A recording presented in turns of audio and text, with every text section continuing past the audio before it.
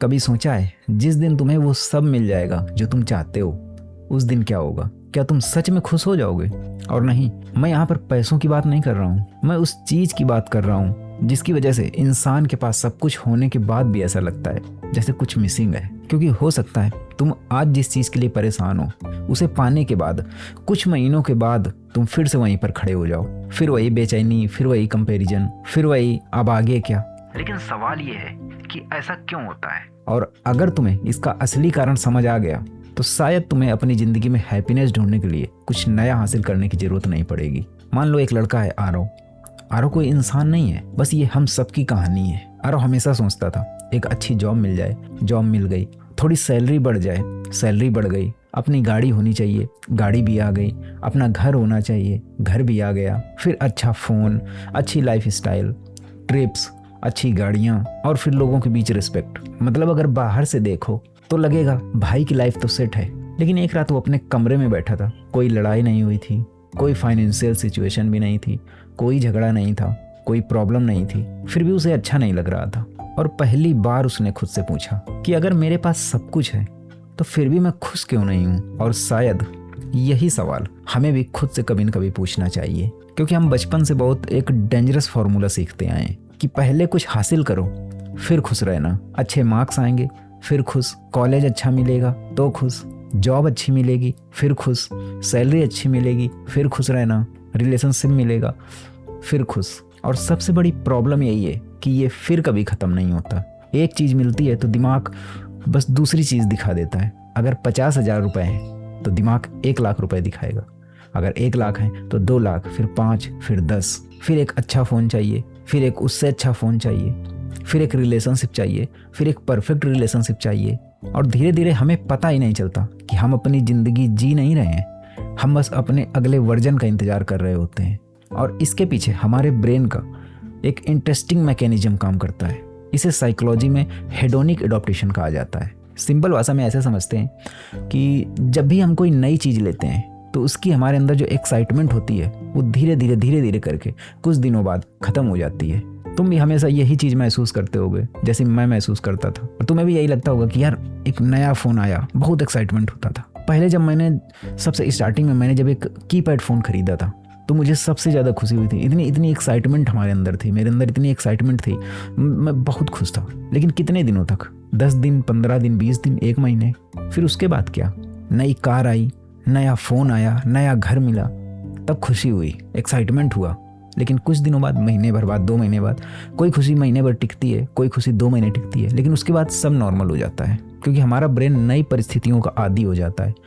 और फिर वो कहता है कि ठीक है, अब आगे क्या?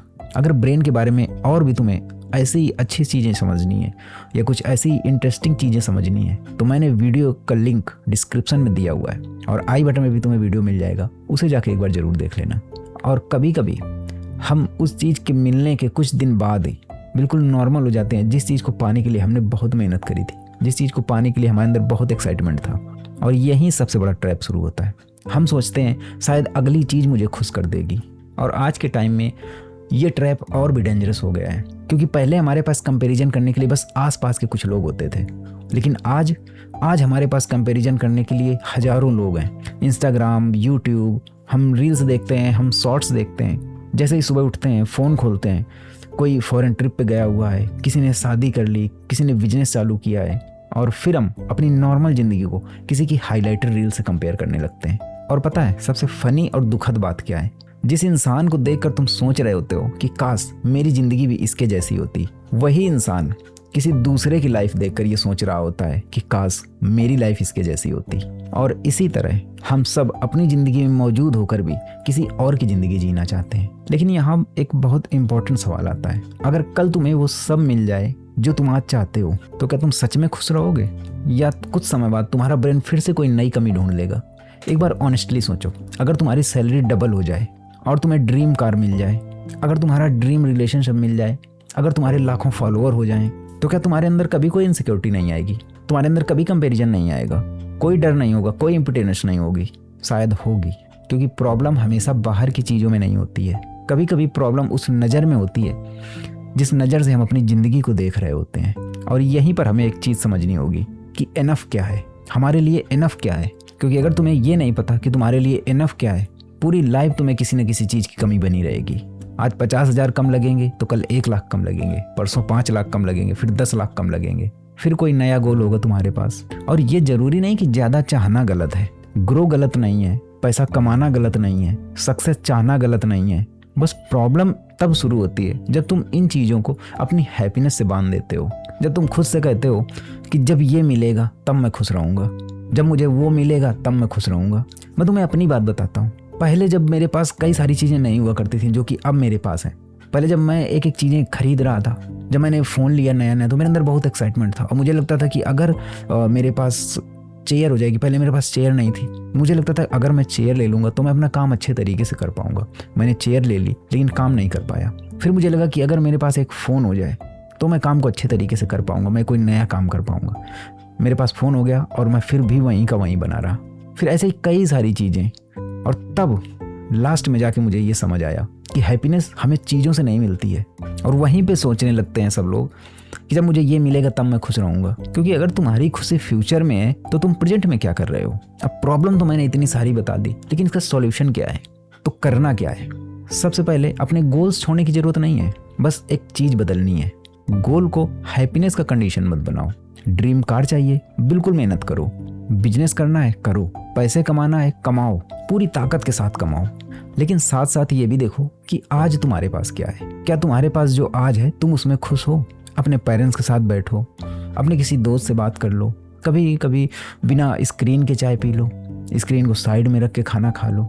और कभी कभी खुद से पूछो कि अगर मेरी ज़िंदगी 5 साल ऐसे ही रही तो क्या मैं जीना पसंद करूँगा।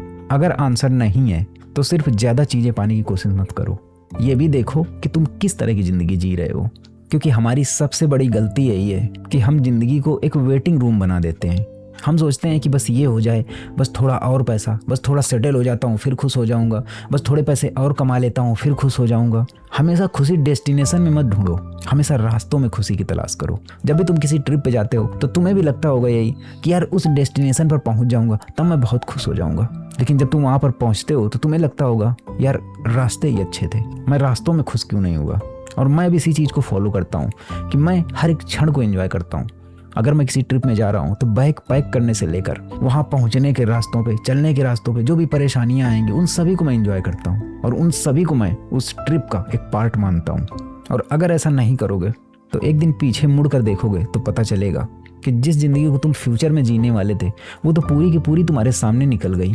और शायद हैप्पीनेस का मतलब ये नहीं कि तुम्हारी ज़िंदगी में कोई प्रॉब्लम ना हो। हैप्पीनेस शायद ये है कि तुम काफ़ी सारी प्रॉब्लम्स के बीच भी अपनी ज़िंदगी को मत भूलो, अपनी ज़िंदगी को जीना मत भूलो, अपनी ज़िंदगी को महसूस करना मत भूलो। इसलिए अगली बार जब भी तुम्हें ये लगे कि मेरे पास ये नहीं है तो एक बार रुकना और खुद से पूछना कि मेरे पास जो है क्या मैं उसकी कदर कर रहा हूँ, मेरे पास जो चीज़ें हैं क्या मैं उनका फुली तरीके से यूज कर रहा हूँ। क्योंकि हो सकता है तुम्हें अपनी लाइफ बदलने की उतनी ज़रूरत नहीं है जितनी तुम्हें अपने नज़रिया बदलने की ज़रूरत है। तो आज के बाद खुद से ये वादा करो कि मैं हमेशा प्रेजेंट में खुश रहने की सोचूंगा, मैं हमेशा प्रेजेंट में खुश रहने की कोशिश करूंगा। अपनी हैप्पीनेस को फ्यूचर के साथ या अपनी हैप्पीनेस को चीज़ों के साथ अलाइन नहीं करूंगा। तो अगर इस वीडियो से तुम्हें कुछ सीखने को मिला हो तो वीडियो को लाइक करना और शेयर कर देना अपने किसी पसंदीदा इंसान के साथ। मिलता हूँ तुमसे एक ऐसे ही